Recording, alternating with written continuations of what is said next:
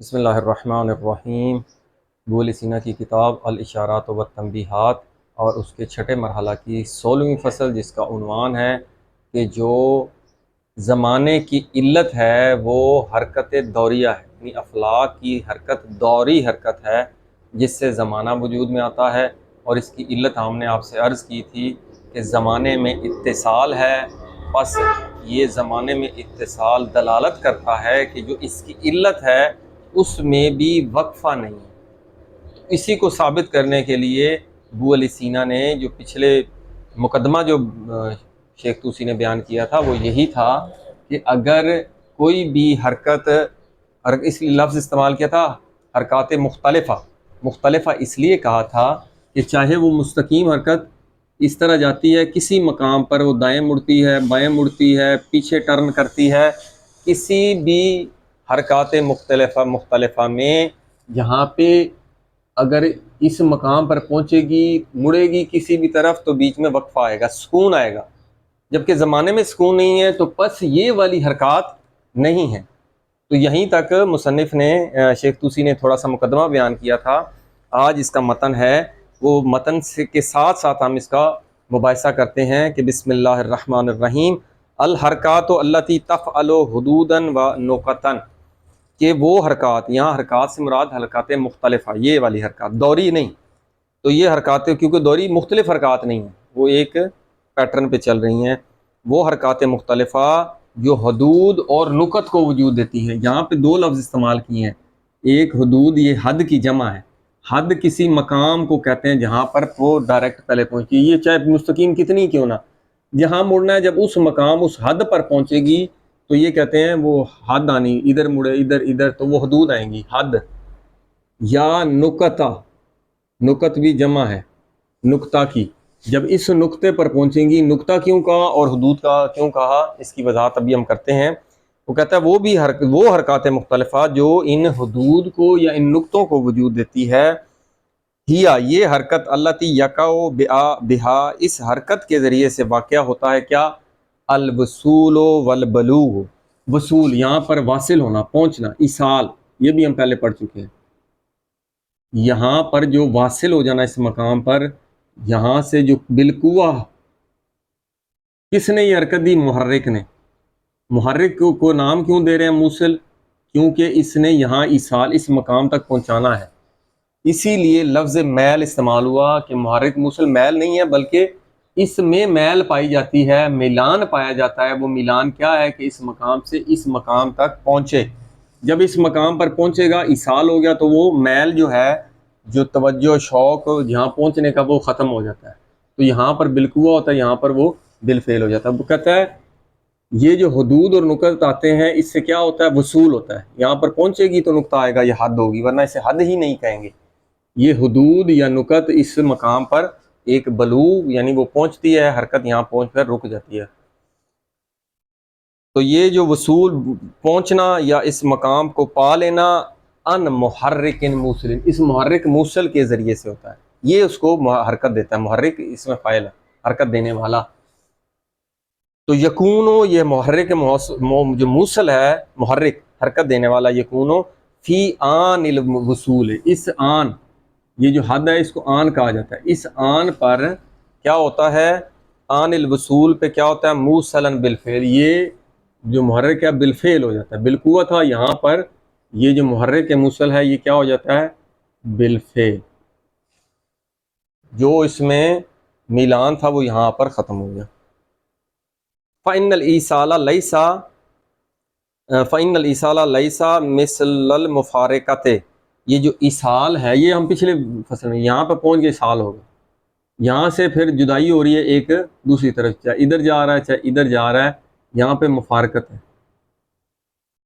وہ کہتا ہے ایصال مفارق جمع نہیں ہو سکتے، یہ پچھلے مباحثے میں آپ سے عرض کیا تھا، اس لیے کہہ رہا ہے کہ فإن الإيصال، یہ جو ایصال ہے، پہنچنا ہے، لیس مثل المفارقۃ، مثل مفارق نہیں ہے، کیونکہ ایصال میں رک جانا ہے، ایک حد تک پہنچ جانا ہے، بل نہ ہی یہ مفارقت کی طرح ہے، بل حرکت، نہ ہی یہ حرکت کی طرح ہے، کیوں، یہاں پر تو حرکت رک گئی، سکون آ گیا، یہ حرکت کی مثل نہیں ہے، اور نہ ہی ان چیزوں میں سے ہے جو اس حرکت کے دوران چیزیں آتی ہیں وہ اس کے مقام پر نہیں آ سکتی، کیونکہ اس مقام پر سکون ہے۔ وغیرہ ذالک مما لا یقع فی آن، ان امور میں سے جو آن میں واقع ہوتے ہیں۔ ثم انہ یزول عنہ، اس محرک موصل سے زائل ہو جاتی ہے کیا چیز؟ کہ کونہ موصلا فی جمیع زمان مفارقۃ المتحرک، کہ جب یہ موصل ہو جاتا ہے، اصال ہو جاتا ہے، تو یہ کیا ہوتا ہے؟ اس سے زائل ہو جاتی ہیں وہ تمام چیزیں جو زمانے میں، اس زمانہ کیا ہوتا ہے؟ حرکت کا نام زمانہ ہے۔ اس حرکت کے دور میں جو چیزیں آتی ہیں وہ اس مقام پر زائل ہو جاتی ہیں، کیونکہ سکون آ جاتا ہے۔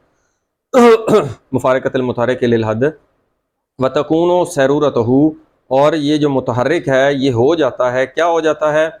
غیر موصل دفتن، یہ اب غیر موصل ہو گیا دفتن، و ان بقیہ زمانن، اگرچہ کہ باقی زمانے میں اس کو بقا ہوتی ہے، لیکن اس طرح نہیں ہوتی لکا کون الشیء مفارقن و متحرکن، جیسا کہ کوئی شے مفارق اور متحرک ہوتی ہے۔ اس کی مزید وضاحت آگے آئے گی۔ تو یہاں سے اب ہم شروع کرتے ہیں۔ مصنف نے کیا کہا ہے؟ مصنف نے کہا ہے کہ جو حرکات مختلفہ، یعنی دوری نہ ہو، جو بھی مستقیم ہو کر مڑیں دائیں بائیں، یہ وجود دیتی ہیں کیونکہ جب ایک مقام پر پہنچتی ہیں اس نے کہیں مڑنا ہے دائیں بائیں یا آگے پیچھے، یہاں پر حدود اور نکت آتے ہیں۔ پہلا اس نے کہا حدود کیا چیز ہوتی ہے؟ حدود جو ہے یہ عام ہے، اس کا دائرہ وسیع ہے، یعنی یہ کیف میں بھی آتی ہے، عین میں بھی آتی ہے، جبکہ جو نکت ہیں یہ عینی حرکات میں آتی ہیں۔ آپ کہیں گے یہ عین کیا ہے؟ یہ ہم پڑھ چکے ہیں، کم، کیف، عین، وزن، متاجد، یہ ساری کی ساری چیزیں آراز میں سے ہیں، جوہر نہیں ہیں، کسی جوہر پر آتی ہیں۔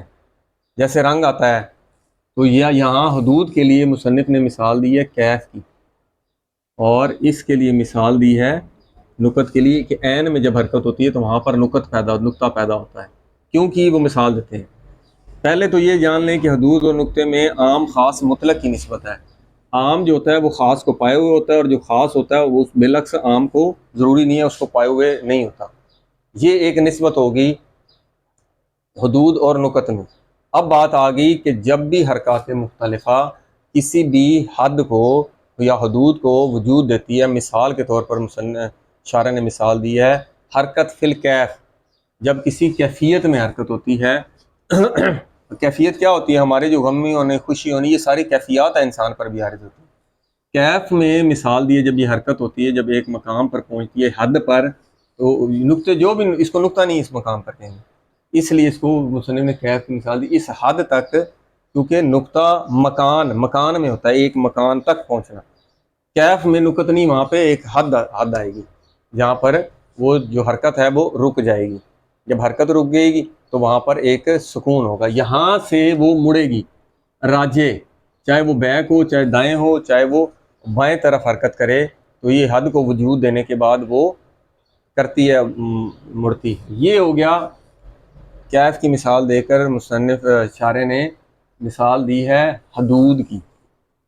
اب وہ کہتا ہے کہ دوسری نقطہ ہوتا ہے کسی مکان میں، ایک مکان سے جب اس مکان تک پہنچے مسافت میں، ہم پڑھ چکے ہیں، تو یہاں پر جب وہ منعطف ہوگی حرکت اس کی، مثلا اس روڈ کی طرف مڑنا ہے، اس روڈ کی طرف یا اس طرف مڑنا ہے، جب یہ مڑے گی تو انعطاف ہوگا۔ یہ انعکاس انعطاف آپ فزکس میں پڑھ چکے ہیں۔ مڑے گی، جب بھی مڑے گی تو یہاں پر ایک زاویہ بنائے گی، سیدھا ہو تو قائمہ ہوگا، دائیں بائیں طرف اس طرح تو یہ والا اینگل بنے گا۔ اس کو اینگل کو کیا کہتے ہیں؟ اس کو کہتے ہیں زاویہ کہتے ہیں۔ تو یہ جب زاویہ بنتا ہے تو یہاں پر ایک لمحے کے لیے سکون آئے گا۔ کب سکون آئے گا؟ جب بھی یہاں پر وصول ہوگا یا بلوغ، یہی مصنف نے کہا۔ جب ایک مقام مڑنے کے لیے وہ ایک دم رکنا ضروری ہے، ایسے نہیں ہو سکتا کبھی ایسے گاڑی حرکت کی اس ایک ہی رفتار سے مڑے گی، اس طرح نہیں، پہلے وہ سکون کرے گی پھر وہ دوسری طرف مڑے گی۔ تو یہ وصول اور جب بھی بلوغ آئے گا تو یہاں پر کیا ہوتا ہے؟ یہاں پر ایک سکون آئے گا، تو اس کو کہتے ہیں منقطع۔ یہاں پر وہ منقطع ہو جاتی ہے، اس مقام سے مڑے گی جب، وہ والا منقطع ہو گیا۔ یہاں پر کیا ہو گیا؟ وصول، بلوغ، یہ پہلے ہی بتا چکے ہیں، بار بار ریپیٹیشن کریں تاکہ اس کو سمجھنا آسان ہو جائے۔ یہ ہو گیا ایک بات۔ پھر مصنف نے پچھلے مباحثے میں بھی عرض کیا تھا کہ دو محرک کا اجتماع محال ہے۔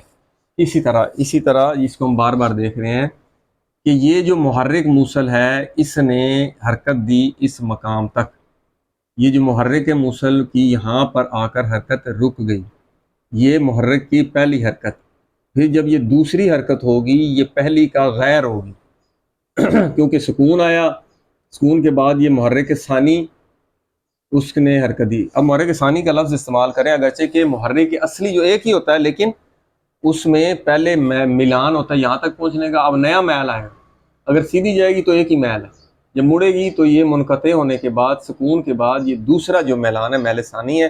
محرک اور میل ثانی کی ابھی ہم وضاحت کرتے ہیں، تو یہ دوسرا میل ہوگا، اس لیے وہ کہتے ہیں کہ اس مقام پر ایک آن میں یہ دو اکٹھے نہیں ہو سکتے، محرک اول اور جو محرک ثانی، یعنی میل اول اور میل ثانی یہ دو محرک کا اجتماع جو ہے وہ ممتنع ہے۔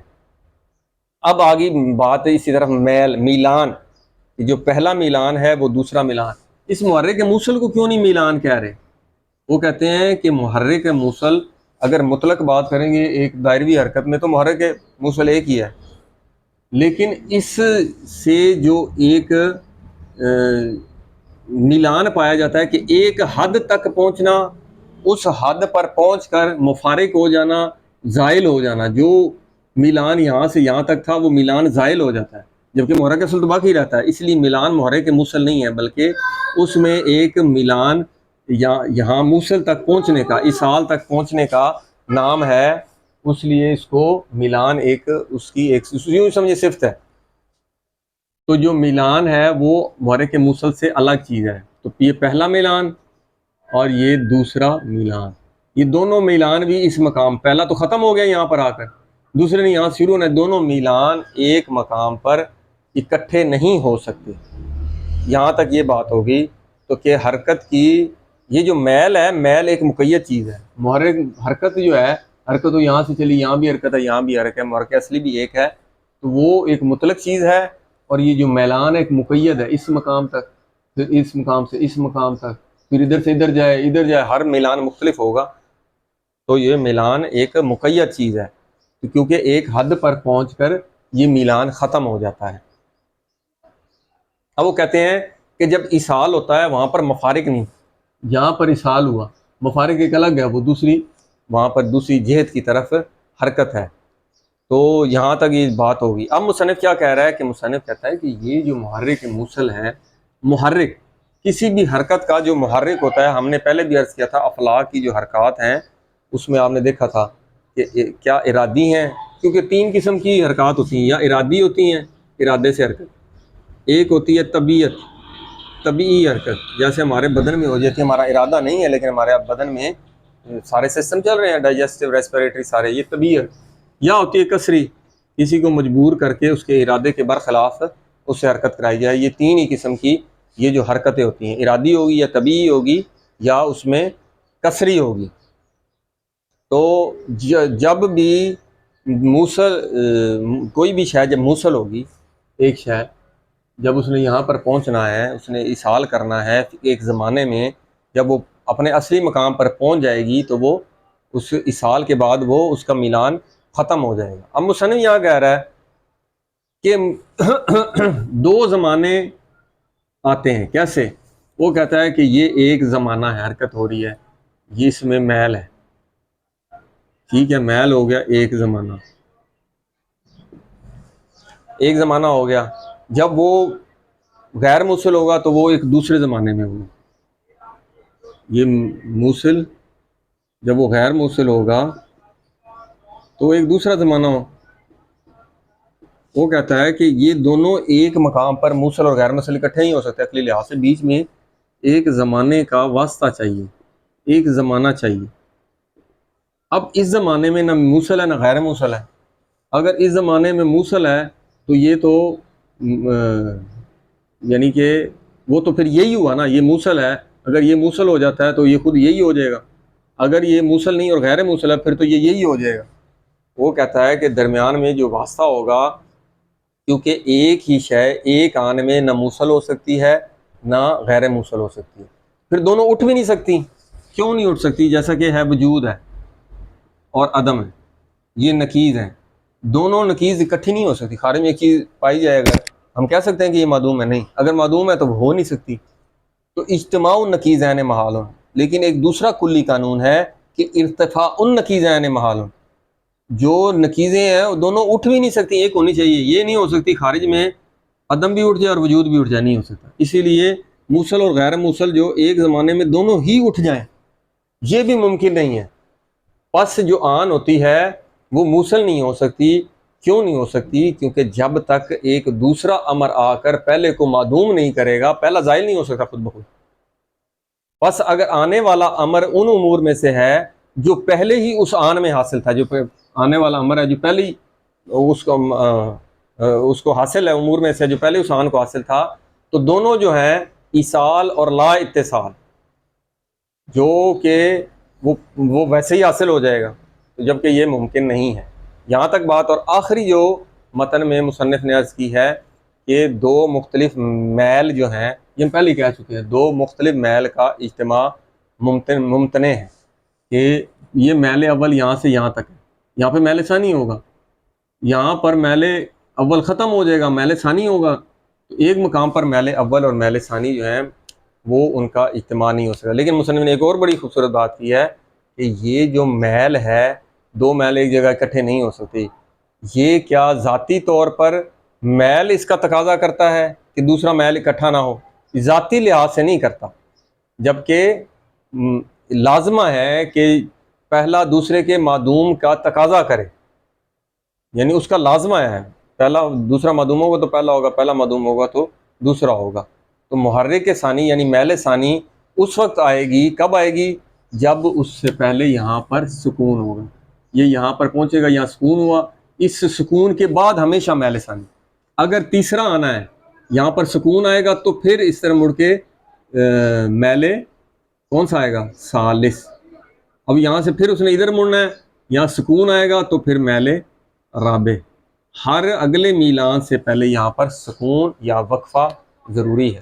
جب وقفہ آئے گا تو یقیناً اتصال نہیں رہے گا، جب اتصال نہیں رہے گا، جبکہ زمانے میں اتصال ہے، تو بس یہ والی حرکت جو ہے وہ افلاک کی نہیں ہے بلکہ ثابت ہوا کہ دوری ہے۔ اس کی مزید وضاحت ابھی کافی باقی ہے انشاءاللہ اگلے مباحثے میں۔ الحمدللہ رب العالمین۔